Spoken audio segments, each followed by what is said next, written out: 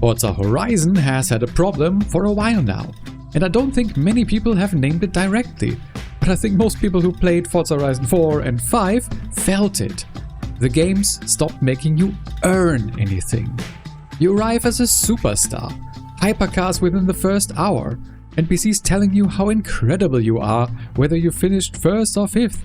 No arc, no underdog story. No sense that any of it meant anything. Just a massive open world that handed you everything immediately, and then ran out of things to give you. Forza Horizon 6 is changing that.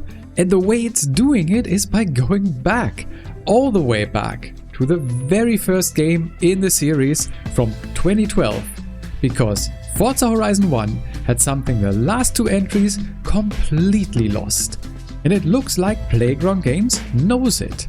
I'm HD, and this is the first of a lot of Forza Horizon 6 content I'll be putting out on this channel. So if you're interested, feel free to subscribe. Let's get into it.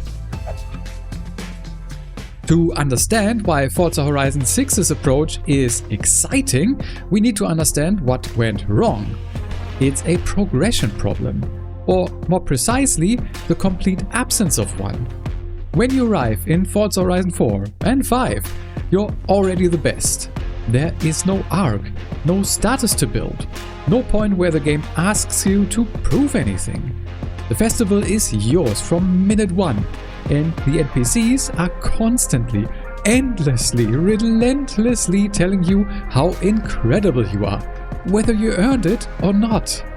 There's a piece floating around online that describes the Horizon protagonist as basically a billionaire cult leader surrounded by people paid to validate them no matter what. By Forza Horizon 5, that framing doesn't feel too far off. The cheerleading has become so constant, it stopped meaning anything. When a game tells you you're amazing every 30 seconds, it starts to feel like the game doesn't actually believe it either. And there's one additional thing.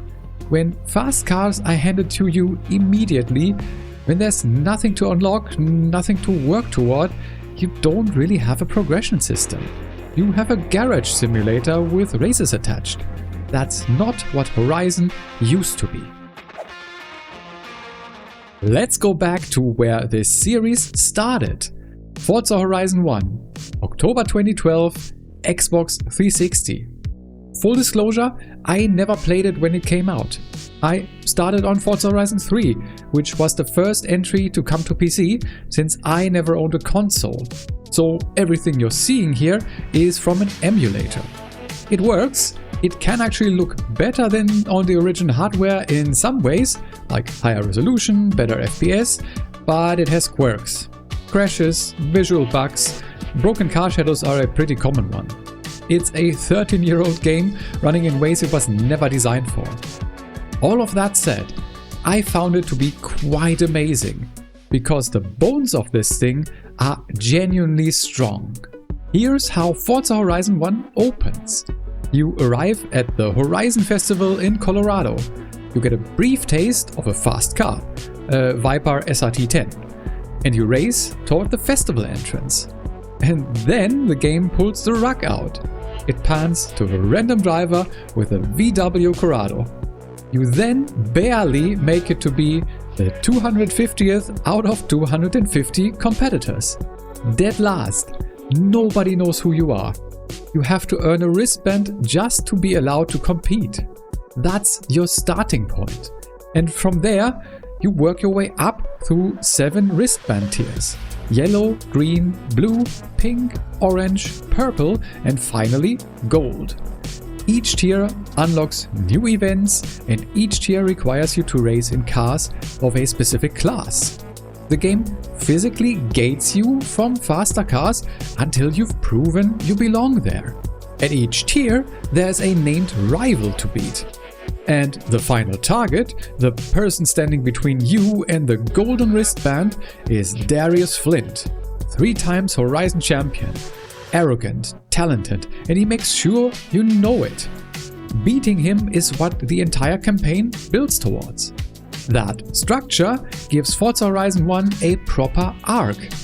It's not a sophisticated story by any means. The characters are pretty thin, but there's a shape to it. Underdog arrives, earns each wristband, beats the champion at the top. You feel like you went somewhere. And the pacing through the car classes means the game is teaching you to drive as it goes. You spend real time in slower, more accessible cars before faster ones unlock. That's not just progression design, it's tutorial design. It works. More than a decade later, Forza Horizon 1 is still genuinely argued to be the best game in the series. For a 2012 Xbox 360 title with around 125 cars and a map that mostly kept you on roads, that's remarkable staying power. And most of the people who make that argument point to exactly this. It made you earn it. So now, Forza Horizon 6. And specifically, the campaign structure Playground Games revealed just a few days ago. The official blog post opens with this. In Forza Horizon 4, you arrived in Britain as the superstar of the Horizon Festival. In Forza Horizon 5, your success as a racing champion continued in Mexico. In Forza Horizon 6, however, you'll start the game as a tourist in Japan, with a dream of joining the Horizon Festival.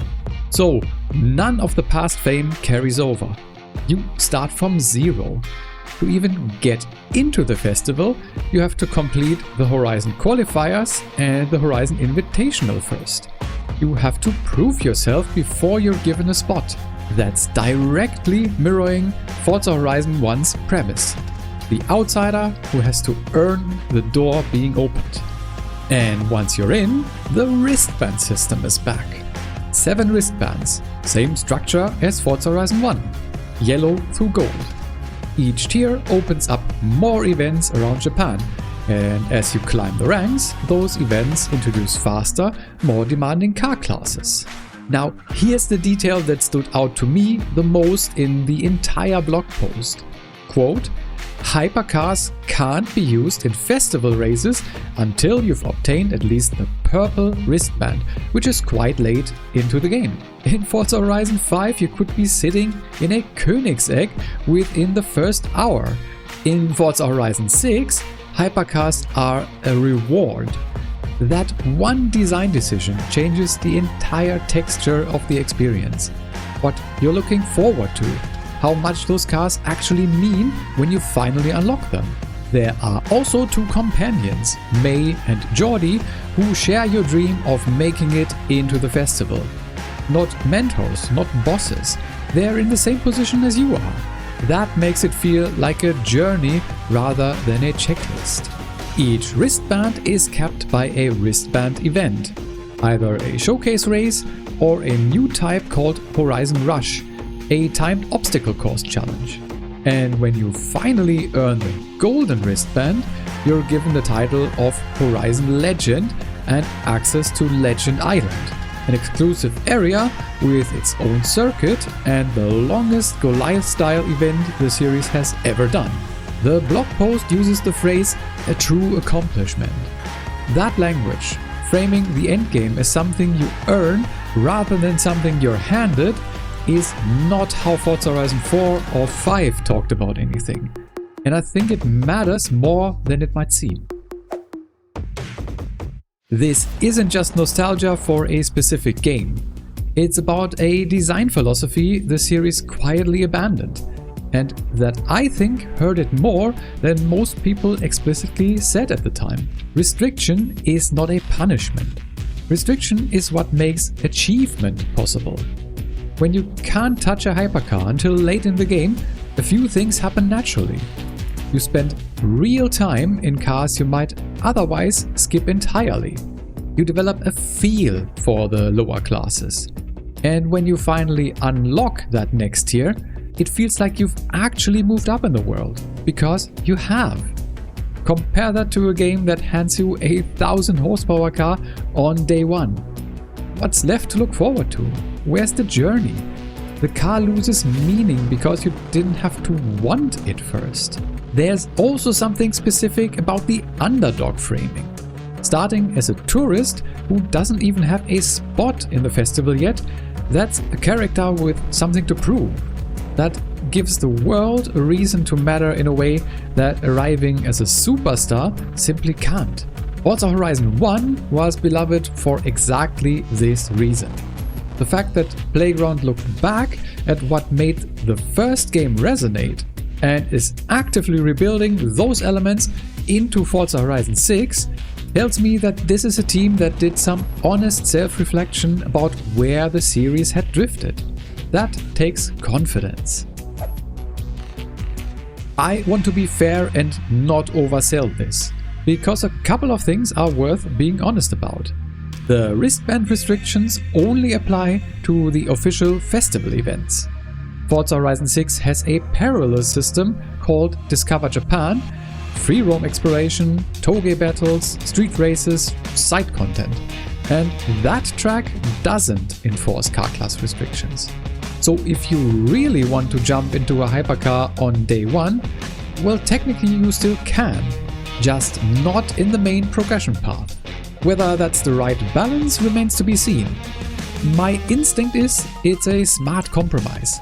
It keeps the sandbox feel for players who want it, while finally giving the structured path an actual spine. But it is a softer version of Forza Horizon 1's stricter gating, and that's worth acknowledging. Also worth saying, Forza Horizon 1 was not a perfect game. Playing it on an emulator now, it does feel its age in places. The map is small, mostly road-based. The car list is limited. The point has never been that Forza Horizon 1 was flawless. It's that its progression design was thoughtful in a way the series later lost. Forza Horizon 6 doesn't need to be Forza Horizon 1. It's a completely different game, a different scale, a different world, a different era. Japan looks stunning. The map is the biggest in the series. There's more content than any previous entry. But what makes me genuinely optimistic, more than the setting, more than the car list, is that Playground Games looked at what made the first Horizon feel meaningful and decided it was worth doing again. Starting at zero, earning your wristbands, making hypercars something you work toward rather than something you're handed. That's the Horizon game I've been wanting for a while, and it sounds like Forza Horizon 6 might actually be it. The game is out on May 19th on Xbox and PC. I'll be covering this a lot on the HD Arcade channel as we get closer to launch and after, so subscribe if you want to catch all of it. Drop a comment. I'm curious whether the progression system is landing the same way for you or if you feel it's not that big of a deal. Leave a like on the video if you enjoyed this.